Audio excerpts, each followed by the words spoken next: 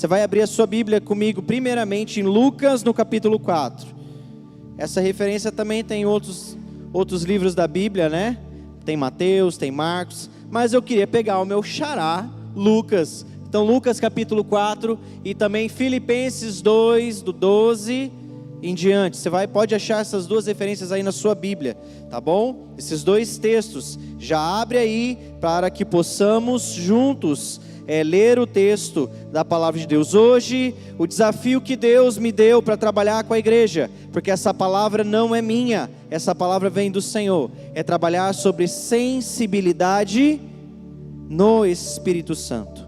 Sensibilidade ao Espírito Santo, para ouvirmos a voz de Deus, para caminharmos, para que possamos prosseguir enquanto igreja, para que possamos ser as mãos, os pés e a boca de Jesus. Em Nova Andradina, nós precisamos ter sensibilidade ao Espírito Santo. Eu digo Nova Andradina porque eu estou aqui com você agora, mas aonde eu estiver, eu preciso ser boca do Senhor. E como que eu sou boca do Senhor? Quando eu me aprofundo na palavra de Deus e tenho sensibilidade para ouvir o que o Senhor está mandando a gente fazer. Mas antes de lermos a palavra do Senhor, vamos orar junto comigo? Senhor Deus, meu Pai, eu agradeço a oportunidade e o privilégio que nós temos de adorar o Teu nome. Obrigado, Jesus, porque este templo está de portas abertas, Pai. Temos o livre acesso, Senhor, a este local sem nenhuma restrição, e ainda mais o livre acesso à Tua presença, porque o véu se rasgou, e hoje nós podemos chegar na Tua presença, Senhor, e nos prostrar diante do Senhor. Santo, santo, santo é o Senhor. Seja exaltado e glorificado no nosso meio para todo sempre, meu Pai. Meu Pai, nesse momento aqui, assim como o Senhor já tem feito em todos os momentos desse culto aqui, Pai, fala conosco em nome de Jesus. Meu Pai, em nome de Jesus, tira toda distração, seja física, seja emocional, seja espiritual, Senhor, tudo aquilo que vem atrapalhar a Tua igreja, absorver a Tua mensagem, hoje à noite aqui, que o Senhor retire do nosso meio, porque nós queremos reter tudo o que o Senhor preparou para nós essa noite aqui. Meu Pai, quanto a mim, tenha misericórdia de mim, e que eu possa ser usado pela Tua palavra, que não venha sair da minha boca a palavra que eu quero dizer, mas aquilo que o Teu Espírito Santo manda ser dito para a Tua igreja. Então, palavra de Deus, usa-me para comunicar aquilo que o Senhor quer essa noite, em o nome de Jesus, amém. Glória a Deus. Lucas capítulo 4, você vai ler comigo o versículo 18 e o versículo 19. A minha versão aqui está na Nova Almeida atualizada, que diz o seguinte: o Espírito do Senhor está sobre mim, porque Ele me ungiu para evangelizar. Fala assim, os pobres. Fala, os pobres. Me enviou a proclamar libertação aos cativos. Fala, cativos. E restauração da vista aos cegos. Fala, cegos. E pôr em liberdade os oprimidos. Diga, oprimidos. E proclamar o ano aceitável do Senhor. Antes de irmos para o próximo texto, essa é a missão. Jesus tinha acabado de iniciar o seu ministério. Jesus tinha acabado de retornar dos 40 dias do deserto, onde ele foi tentado. Jesus, ele inicia o ministério dele, sabe aonde? Não é num púlpito bonito, como esse. Que púlpito bonito, hein? Mas Jesus inicia o seu ministério no deserto. Isso é para mostrar para nós, crente, que não é no nosso conforto. E não estou dizendo para você que a vida do cristão tem que ser uma batalha, mas estou dizendo para você que a nossa vontade precisa estar submetida à vontade de Deus, para que possamos ser tratados, porque é no deserto que somos tratados. Se você tem passado por lutas na sua casa, no seu trabalho, não murmure, porque a geração que murmurou no deserto, essa morreu no deserto. Não murmure. O deserto, ele existe para afiar você, afinar você, para dessensibilizar você para o mundo e sensibilizar você à voz do Espírito de Deus. Então Jesus chega e entra numa sinagoga. Jesus nem passa em casa para tomar um banho. para comer um lanchinho, o texto diz que Jesus entra na sinagoga, ele abre o livro do rolo, o rolo da lei, o livro de Isaías, e ali ele lê a passagem que diz: o Espírito do Senhor está sobre mim. A palavra de Deus diz que obras maiores do que aquelas que Jesus fez, esta nós temos autoridade perante a palavra de Deus para realizar. Logo, o Espírito do Senhor está sobre mim, o Espírito do Senhor está sobre você. Amém? Tem crente avivado aí essa noite? Tem crente que tem relacionamento com o Espírito Santo essa noite? Quero dizer para você que o crente sem relacionamento com Deus não é crente, é saco de pancada do inimigo, é saco vazio, e saco vazio não para em pé. Meus queridos, a palavra do Senhor ela é muito clara. A obra que nós temos para realizar, seja lá onde estivermos, precisa ser conduzida pelo Espírito Santo. Nós, sim, somos usados por Deus. Deus dá estratégia ao pastor, Deus coloca a criatividade no coração do ministro, mas quem conduz a igreja é o Espírito Santo, e tem que ser assim, e sempre será, em nome de Jesus, amém? Mas pode uma igreja de 58 anos sonhar? Pode uma igreja de 58 anos gerar filhos? Pode uma igreja de 58 anos ser referência nesta cidade? Como já o é?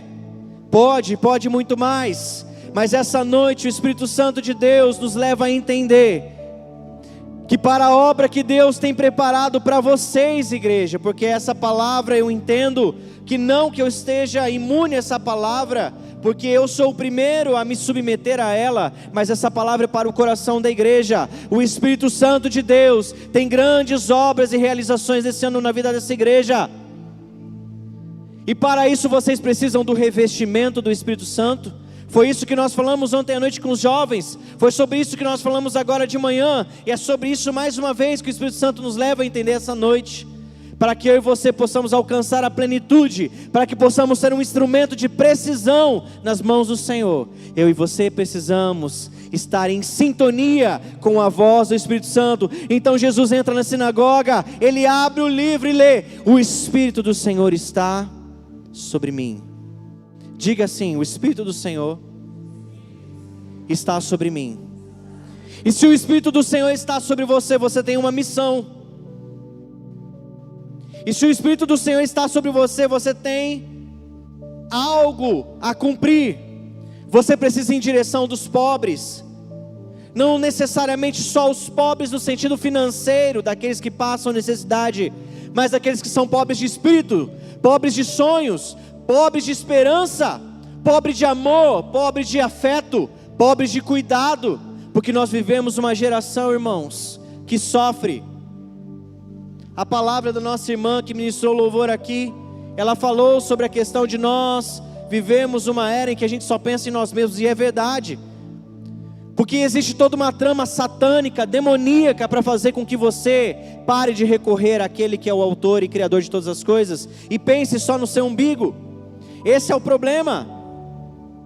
A minha profissão enquanto psicólogo, ela vem de uma base filosófica, em que ela entende que o homem é o centro de todas as coisas, e esse é o maior problema que existe.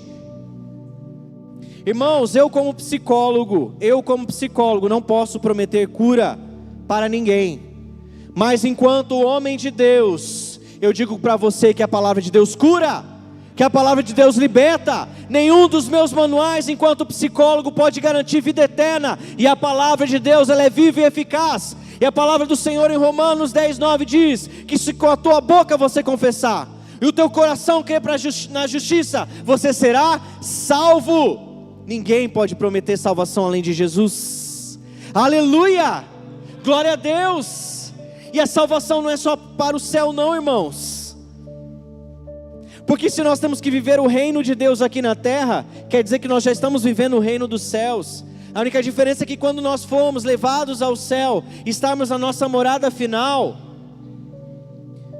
nós receberemos um corpo glorificado, não teremos mais dor e sofrimento. Mas irmãos, A salvação do Senhor é hoje. A esperança do Senhor é hoje. A graça do Senhor é hoje. A alegria do Senhor é hoje. Mas meus irmãos, fiquem atentos, porque eu não estou aqui para trazer um evangelho de comodismo. Eu estou aqui para falar para você: esteja onde você tem que estar. Faça o que Deus quer que você faça. Dê passos na sua empresa pensando no reino de Deus e não no superávit econômico que você vai ter na sua empresa. Se você é professor, professora, não assuma uma sala de aula sem entender que o teu compromisso primeiro é com Deus. Não estou dizendo que você vai chegar lá pregando o evangelho, porque eu sou proibido como psicólogo de manifestar qualquer crença religiosa. Não é porque eu sou evangélico, isso faz parte do código de ética da profissão regulamentada, reconhecida. Eu não posso chegar lá e falar para o meu paciente, só Jesus na causa. Não posso falar para ele. Irmãos, como eu desejaria poder falar isso, mas não posso. Pastor, mas você é pastor, você tem que pregar em todo tempo, fora de tempo. Mas irmãos, eu fiz um juramento ético e eu preciso respeitar isso, porque se eu não honrar o meu juramento ético, eu estou desrespeitando a Deus, porque eu fiz um compromisso. E eu não posso ser um homem de duas palavras, porque eu sou um servo de Deus, eu preciso viver em conformidade. Então, professor, professora, você não precisa chegar lá e evangelizar os seus alunos, mas você pode ser instrumento de Deus para mostrar o amor de Deus na sua vida. Meu irmão, minha irmã, você que é da área da saúde, você que trabalha no comércio, você que, sabe, qualquer seja o seu ramo, deixa eu dizer para você, coloca Deus em primeiro lugar. Isso sim é importante, porque o que dá sentido, significado para as nossas vidas é a palavra de Deus. Irmãos, eu poderia ser o melhor psicólogo do planeta Terra, como eu já sou. O garoto tem fé, né, irmãos? Diz que a fé é o firme fundamento das coisas que não se vê, mas que se espera, vamos falar, né? Mas irmãos, eu poderia ser quem for.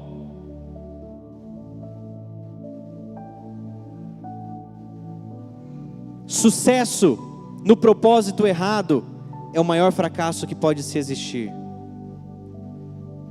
Eu poderia ser o melhor psicólogo, mas se eu fracassar como filho de Deus, eu perdi o propósito da minha existência, perdi o propósito de quem eu sou. Porque eu sou pastor, estou dizendo isso para você. Não, coloca você e diz essa frase você mesmo para você mesmo. Ter sucesso no propósito errado é o pior fracasso que alguém pode ter, porque você pode estar ganhando rios de dinheiro, mas se a sua vida não estiver equilibrada, meu irmão, você vai torrar esse rio de dinheiro com um psicólogo bonitão que nem eu hoje à noite aqui, entendeu? Mas no consultório, não agora, porque aqui eu estou no papel de pastor. É bom a gente fazer essa diferenciação, porque o conselho pega, tá? O conselho vai atrás de psicólogos, né? Ou eu viria aqui essa noite para ser psicólogo, e aqui eu ia dar uma palestra de psicologia, ou eu viria aqui essa noite como pastor, e eu preferi vir como pastor, não como psicólogo. Estou cansado, psicólogo viro durante a semana, tá bom? Irmãos, Jesus ensina para nós aqui, é o cerne da vida cristã. Jesus, ele é a chave hermenêutica. O que é isso? Jesus é a referência de como você vai olhar para a Bíblia. Jesus é a referência de como você vai ser homem, como você vai ser mulher. Jesus é a referência de como tem que ser seu casamento. Hoje de manhã falamos um pouquinho sobre famílias aqui também. Eu falei sobre o papel do homem na sua casa. Jesus é o referencial, porque a Bíblia diz que o homem é a cabeça de sua mulher, como Cristo é a cabeça da noiva. Mas isso não significa que nós estamos em superioridade, pelo contrário, isso me dá um respeito e um amor muito maior pela minha esposa, porque como Cristo morreu numa cruz, eu vou morrer pela minha esposa. Meus direitos eu deixo de lado para colocar o da minha esposa em primeiro lugar, porque esse foi o papel que Deus me deu como homem, como pai na minha casa. Mas hoje à noite aqui eu não vou falar sobre família. Vamos continuar. Queridos, abre comigo lá em Filipenses, agora, versículo 2. Nós vamos ler o 12, o 13 e depois o 15 e o 16. Enquanto você abre aí, eu bebo um pouco de água.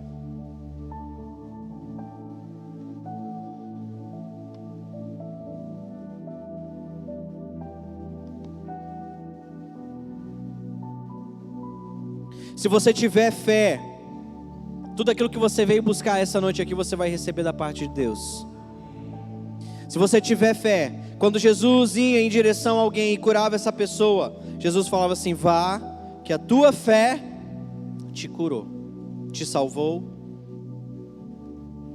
Falei hoje pela manhã de um texto que eu acho maravilhoso, e isso para mim é o que me faz e me inspira a levantar de manhã cedo, que é o texto de Efésios 1, capítulo 1, versículo 3, que diz que antes mesmo que o mundo fosse formado, Deus já tinha preparado todas as bênçãos, separado para mim todas as bênçãos nas regiões celestiais.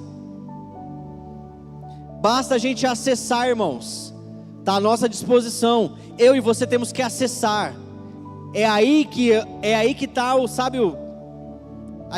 a virada de chave. Nós é que precisamos acessar, porque já foi dado por Deus. E como que eu acesso isso? Quando eu me submeto à palavra de Deus, eu abro meu coração para ser transformado e vivo em obediência à palavra de Deus e à voz de Deus. Mas vamos ler comigo?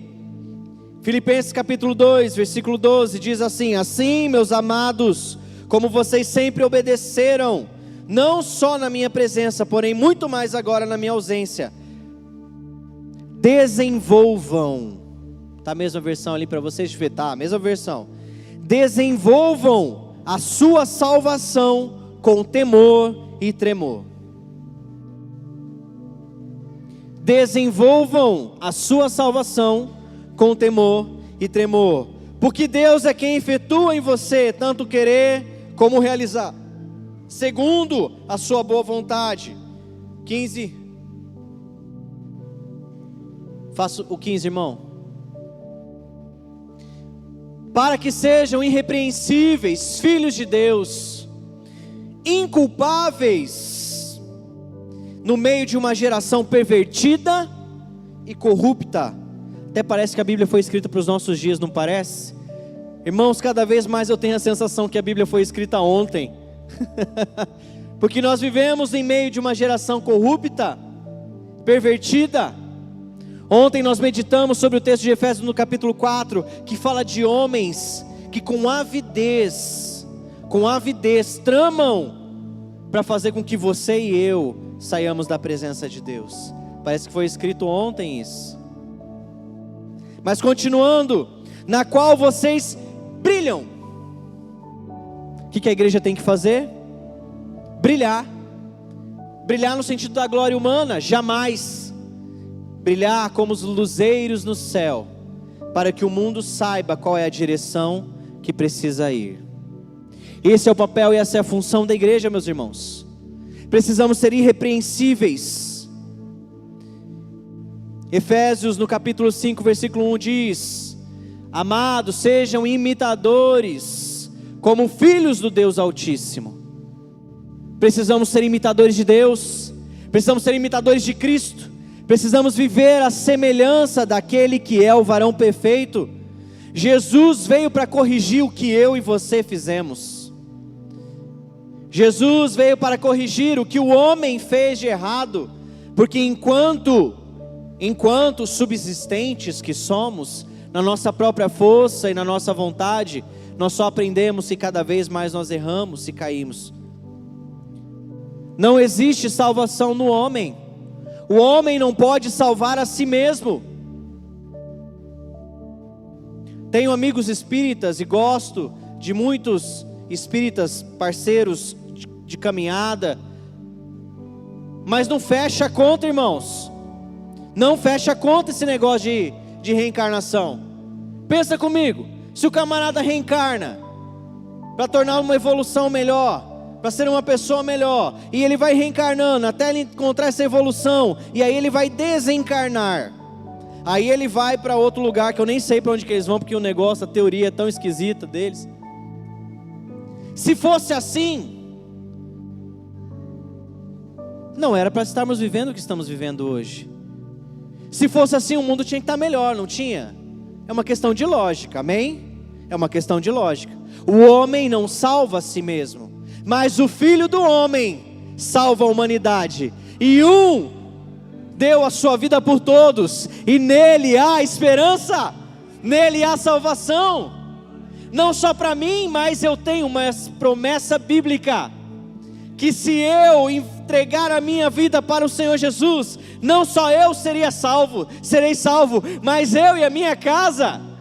Aleluia! Você e a sua casa encontram salvação na presença do Senhor. Irmãos, nós precisamos ser essa voz para o mundo. Precisamos falar. Queridos, existem pessoas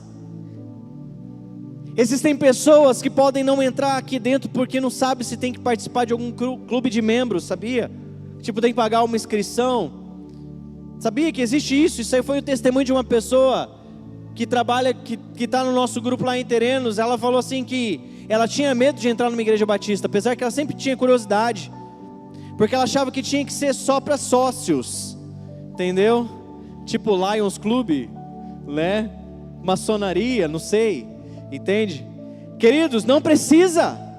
Agora, quem vai falar para eles que não precisa? Quem vai falar para eles que a porta está escancarada? Quem que vai falar para eles que o Evangelho transforma? Que Jesus é esperança? Que Jesus traz vida, traz sonhos? Sou eu e você? A igreja precisa ser ativa, a igreja precisa ser atuante. Jesus disse: o Espírito do Senhor está sobre mim, mas eu não fico sentado na minha zona de conforto. Eu ajo em direção daquele que é pobre, daquele que está oprimido, daquele que está cego, daquele que não sabe para onde ir, daquele que está sedento. Irmãos, o Evangelho é transformador. Enquanto psicólogo, eu tenho o privilégio de ter acesso a um nível, a uma camada de informação que enquanto pastores nós não temos, porque eu ouço o lamento de quem não é cristão, e também ouço o lamento de quem é cristão. Irmãos, em Cristo, não estou dizendo que quando você entra para a igreja todos os seus problemas se resolvem, porque nós estamos num processo de regeneração. João 3,3: se você não nascer de novo, você não pode entrar no reino de Deus. Processo de regeneração. Nós estamos nesse processo. Aquele que mentia não mente mais. A Bíblia não diz que você se converteu, a mentira saiu da sua boca. O desejo de cobiçar a mulher do próximo vai sair da sua mente. A vontade de roubar, matar. Uma parte do matar é as mulheres que querem matar os maridos. Não sai assim não, irmãos. É processo de regeneração. À medida que eu me submeto à palavra de Deus e vou sendo transformado por ela, essa palavra ela entra e muda aquilo que precisa ser mudado. Precisamos, irmãos, precisamos ser sensíveis. Uma igreja madura é aquela que cresce e que se desenvolve. Uma igreja madura é aquela que busca a direção de Deus para desenvolver e chegar ao pleno potencial dela. Igreja, tem mais lugar para você crescer ou você já chegou no limite? Perguntei para o pastor antes ali, falei: pastor, qual é o perfil da igreja? A igreja é uma igreja voltada para adoração, a igreja é uma igreja voltada para missões, a igreja é uma igreja voltada para o trabalho com crianças. E glórias a Deus, ele falou assim: a igreja aqui, ela é uma igreja que tem três missões, frentes missionárias. Irmãos, ainda digo mais, tem mais campo de trabalho para você. Foi aberto audições aqui para o louvor, foi aberto aqui a experiência, a oportunidade de você trabalhar com a mídia. Isso é serviço interno, mas lá fora, irmãos, sabe por que eu fui para Terenos, irmãos? Porque eu fui arriscar uma coisa louca que ninguém nunca fez em Terenos. Irmãos, em 2014 eu trabalhei em Terenos numa fábrica. Como psicólogo eu era a bucha de canhão do RH, porque era só eu naquele RH. Até estava conversando com a Aline, né, hoje de manhã. Eu falei: rapaz, dei glórias a Deus que eu só fiquei 9 meses lá e me mandaram embora. A empresa fechou, tá, irmãos? Eu não dei problema lá não, tá? Você não falou: eita, o pastor é ruim mesmo, hein? Né? Irmãos, e eu entendo que Deus me colocou ali, porque ali naquele lugar eu vi pessoas dizendo assim: eu nunca vou pisar em uma igreja evangélica. Por que essa pessoa disse isso? Eu vou contextualizar. Terenos, infelizmente, é uma cidade que passou por muitas decepções com igrejas. Inclusive, uma das nossas irmãs, igrejas batistas. Queridos, infelizmente, pessoas se fecharam para o Evangelho. Eu entendo que os 6 meses que eu fui lá é porque Deus me permitiu ganhar um dinheirinho lá. Mas o que eu pude ver, entender e sentir foi o coração e o clamor daquela cidade. E quando eu digo que eu fui para Terenos fazer uma loucura que ninguém faz, porque irmãos, o nosso trabalho lá, não estou desmerecendo termos um templo, porque pelo contrário, né, tudo se encaminha para construir um templo lá este ano. Seja eu conduzindo, seja outra igreja, porque nós estamos com uma igreja lá, com a irmã lá, desenvolvendo o trabalho. Mas vai acontecer. Mas irmãos, nós temos realizado os cultos nas casas. Irmãos, Deus me deu uma visão doida. Vou dizer doido, porque é coisa para doido assumir. Todos os domingos nós fazemos culto na praça da cidade. Meus irmãos, não é invasão não, tá? O STF pode chegar lá que vai estar tudo certinho, entendeu? Tem documentação com autorização da prefeitura, porque nós não somos desorganizados. Nós fazemos as coisas no reino de Deus com compromisso. Irmãos, e começamos a fazer o culto na praça da cidade. Começamos a mostrar que Cristo é a esperança para os drogados daquela praça. Cada um que me aparece lá, irmão do céu. Cada um que me aparece lá. Chegou um doidão uma vez lá. Eu gosto de usar o óleo ungido, né? Tinha um óleo ungido no chão assim. Rapaz, o cara catou o óleo ungido, não sei se ele achou que era álcool em gel, não sei. Só vi que o cara metendo na mão assim e tal, e passou na cara. Eu falei, né? Misericórdia, Senhor, que não caia sobre ele nenhuma penalidade por conta disso. Mas ainda é o meu público da praça. Não estou dizendo que você estar aqui no ar-condicionado, que é muito bom, glórias a Deus, eu amo ar-condicionado. Ainda mais pregando de terno, se tivesse esse ar-condicionado eu estava enrolado. Irmãos, fui pregar, só rapidinho, não tem nada a ver com a mensagem. Fui pregar em Cuiabá, esses dias atrás. Virada do ano, né? A gente passou lá, pastor tira férias e gosta de pregar na igreja dos outros, né? Aí eu fui pregar na igreja da tia da minha esposa lá. Irmãos, o ar-condicionado queimou. Misericórdia. Cuiabá, quem já foi para Cuiabá aqui?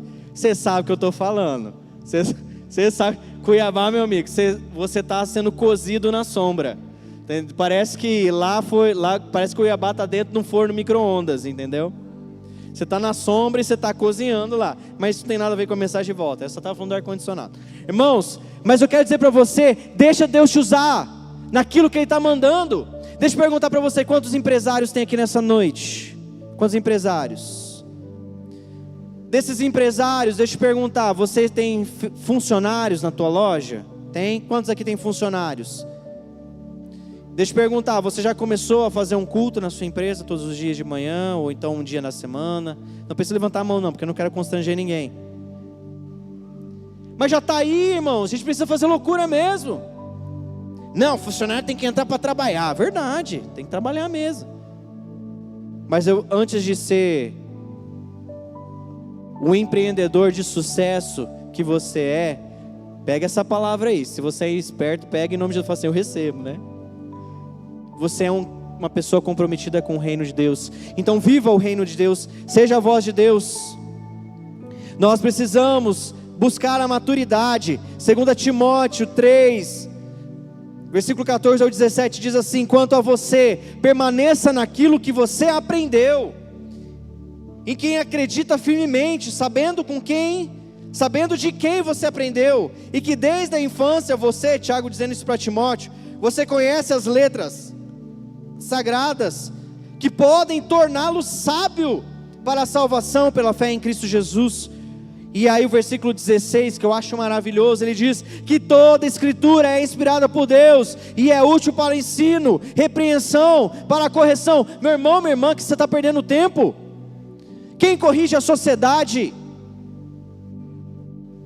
Quem é apto para ensinar a sociedade? Deixa eu falar para você, existe um texto, deixa eu achar aqui na minha referência.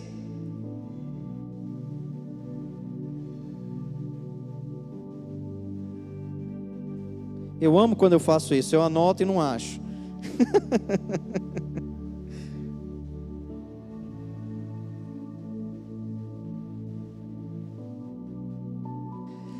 1 Timóteo 3,15 diz assim: mas se eu demorar, você saberá como deve proceder na causa de Deus. Também Paulo falando para Timóteo. E ele fala assim, que é a igreja do Deus vivo, coluna e fundamento da verdade. Deixa eu perguntar para você, a palavra de Deus é uma verdade ou ela é a verdade para você? A palavra de Deus é uma verdade, das muitas que você ouve, inclusive da sua verdade individual, ou ela é a verdade? Ela precisa ser a verdade, mas muitas vezes ela é uma verdade, porque eu dou o dízimo quando eu quero, eu vou na igreja quando eu quero. A verdade, irmãos, é que, graças a Deus, que é melhor cair nas mãos de Deus do que nas mãos dos homens, como diz o salmista Davi. Porque, irmãos, a verdade é que Deus não nos obriga a nada, mas aquele que ouve as palavras de Deus, meu irmão e minha irmã, e pratica, e vive a palavra de Deus, este tem uma transformação na história. A palavra de Deus não é uma verdade, a palavra de Deus é a verdade, porque toda a escritura, ela foi inspirada, soprada por Deus. Também já citei esse texto já aqui, estou precisando aprender uns versículos novos, né? Porque eu estou só citando os mesmos textos, né? Hebreus 4:12, toda escritura, ela é inspirada por Deus, ela é soprada por Deus, é a vontade de Deus. E Paulo ali, cheio do Espírito Santo, diz que a palavra do Senhor, ela é mais afiada do que uma espada de 2 gumes, útil para o ensino e para a repreensão, para a correção, a fim de que você, meu irmão e minha irmã, servo e serva de Deus, sejam perfeitos e perfeitamente habilitado para toda a obra. Igreja, o Senhor Jesus, nessa noite, o Espírito Santo essa noite aqui, está derramando sobre mim e sobre você, mais poder, para chegarmos aonde nós temos que chegar, porque nós precisamos buscar em Deus. Irmãos, Jesus era o cara que não precisava ficar em oração. Jesus era o cara que não precisava ir passar os 40 dias no deserto, porque Ele é o próprio Deus. Mas para os desafios que você vai enfrentar neste ano, você precisa se preparar, se capacitar. Irmãos, não estou falando de teoria da conspiração, tá? Eu não, enfim, não vou entrar em temas políticos, mas eu quero dizer para você, que seja lá o desafio que você for enfrentar na sua família, no seu casamento, no seu trabalho, você precisa estar preparado. E sabe aonde você vai procurar? E sabe aonde você vai encontrar? Na voz do Espírito Santo, porque o Espírito do Senhor está sobre mim, o Espírito do Senhor está sobre você, e Ele te ungiu. Aleluia, glórias a Deus. Você não está desamparado. Quando Jesus diz: olha, eu vou subir ao céu, mas vou deixar com vocês o Consolador. A palavra Consolador ali é uma palavrinha com um nome bonitinho chamado Paráclito, um bom nome para filho, o Paráclito. E essa palavra Paráclito significa aquele que dá apoio. É como se fosse isso daqui, isso aqui é o meu Paráclito, ele está me dando um apoio aqui para aquilo que eu preciso fazer. O Espírito Santo é quem te reveste, não é na sua força. Tem muitos pastores que estão pendurando a chuteira, não é o caso do pastor Roberto. Está pendurando chuteiro porque... E nem vai pendurar, irmãos, porque o pastor não sossega. O pastor não... Ele só vai sair da linha de frente, só. Tá na hora também, né, irmão? Tem que descansar também, né? Pelo amor de Deus, né? Vocês só querem sugar o pastor, meu Deus? Misericórdia. Mas, irmãos, é o Espírito Santo que vai fazer. E tem muitos homens de Deus, pastores, que estão fracos porque fizeram na força deles. Eu quero dizer para você, quando eu cito pastores, não estou diminuindo quem eu sou ou quem somos enquanto líderes espirituais, mas eu estou dizendo para você, que você enquanto homem, tentar agir na sua força como homem, como mulher, você não vai conseguir alcançar. Agora, se você for revestido pelo poder, se você estiver revestido da autoridade, se Deus mandou você fazer, não tema, vai e faça. Quando eu falei que o trabalho em terrenos é trabalho de doido, irmão, porque eu tenho que chegar 1 hora antes para montar som na praça, desmontar depois, a minha filha fica correndo para um lado para o outro, eu sempre tenho que levar alguém de Campo Grande para ajudar a gente a cuidar da minha filha lá, e monta a caixa, irmão, meu carro, glórias a Deus pelo meu carro, porque, né, não sei como que cabe tanta coisa dentro daquele carro, irmãos, mas não interessa, porque não é na minha força, e eu não estou cansado. Não estou cansado porque não é na minha força. Aprenda, não é ferro no ferro. Entre as engrenagens precisa ter óleo. Quem aqui pegou e entendeu a referência do óleo aí? O óleo é o Espírito Santo. Não vai no ferro não, irmão, não é na sua força. E você pode entrar na presença de Deus e falar: Senhor, o Senhor me mandou para tal situação, me capacita, você tem que fazer isso. Você tem noção que antes de ir para a cruz, Jesus foi orar? Jesus podia falar assim: não, hoje eu vou tirar um dia de folga, vou assistir aqui na minha Netflix aqui, e vou ficar de boa aqui, porque amanhã o sofrimento vai ser grande, então vou tirar um dia de, né? Ele foi orar, ele foi buscar capacitação, ele foi buscar revestimento, ele foi buscar força. Jesus nos mostra o que temos que fazer. Igreja, Deus envia vocês para os oprimidos, igreja.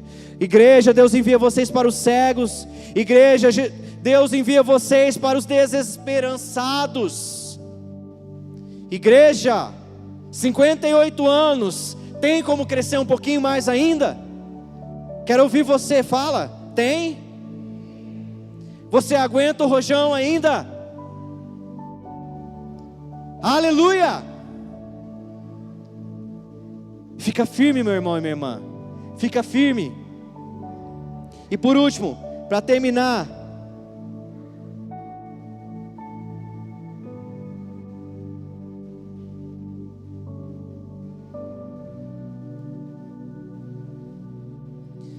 não esqueça que uma vida vale mais que o mundo inteiro.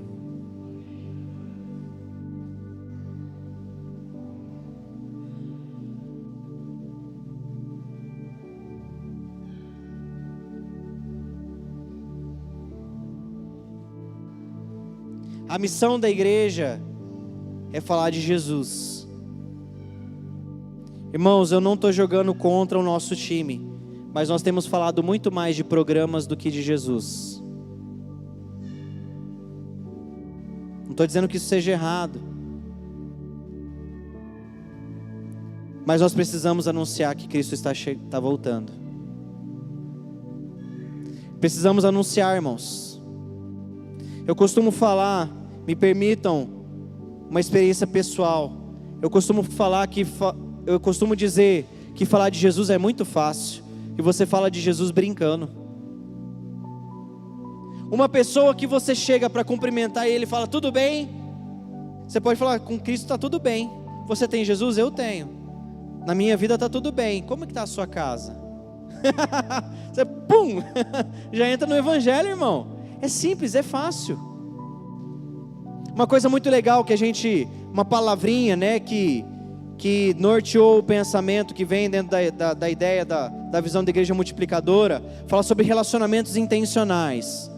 O que é o relacionamento intencional? Você vai se relacionar com as pessoas não é com segunda intenção não, é com primeira, segunda, terceira, quarta e quinta. Você vai se relacionar com ela porque você quer ganhar a vida dela para Jesus. Você vai ser amigo dela porque você vai ganhar a vida dela para Jesus.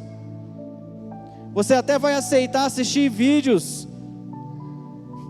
com ela, políticos, porque você ama a vida dela, porque você quer ganhar a vida. Sabe aquele cara que quer chegar na menina, que ele sabe o que ele quer fazer, ele sabe que ele quer aquela garota, ele sabe que ele tem que chegar. Não sei se isso ainda acontece, porque eu estou vendo os guris tão fracos ultimamente aí, pastor. Misericórdia. Não, mas deixa isso aí para outro dia, aí a gente fala para jovens, né? Irmão, seja intencional.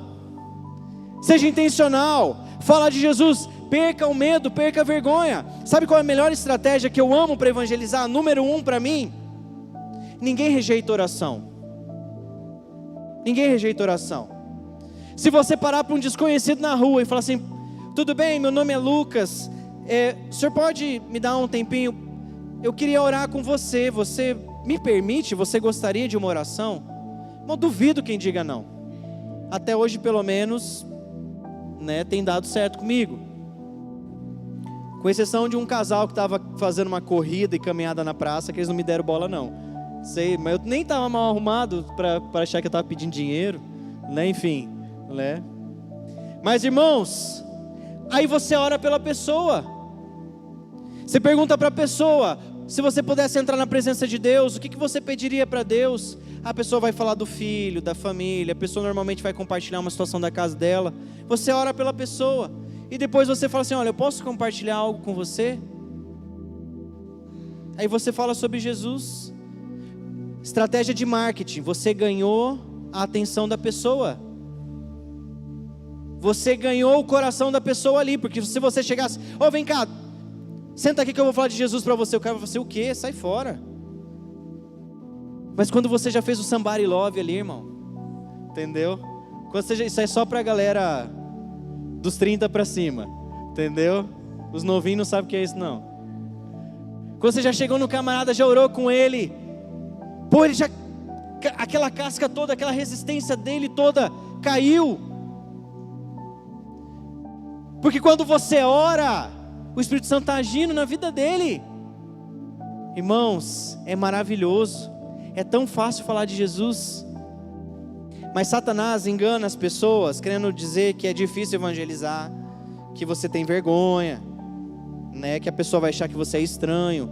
Irmão, pode crer, isso aí é jogada de Satanás, porque a Bíblia diz que a nossa luta não é contra a carne ou contra sangue. É por isso que você e eu somos revestidos, temos o direito e o acesso a uma armadura espiritual. Efésios capítulo 6. Amém, igreja?